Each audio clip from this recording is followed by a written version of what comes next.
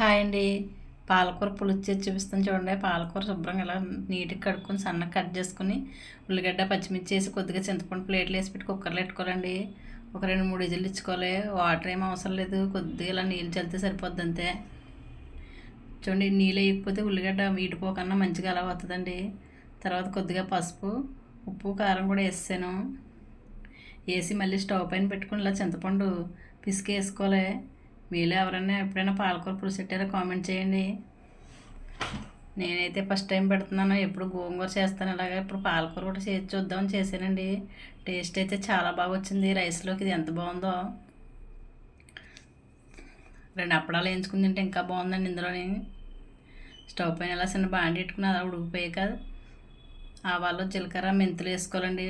ఎండుమిరపకాయ, కరివేపాకు, కొద్దిగా ఇంగువ. గోంగూర పులుసులోకి చాలా వచ్చిందండి. నచ్చితే ఒకసారి మీరు ట్రై చేయండి. మా లక్కీ కిచెన్కి సపోర్ట్ చేయండి.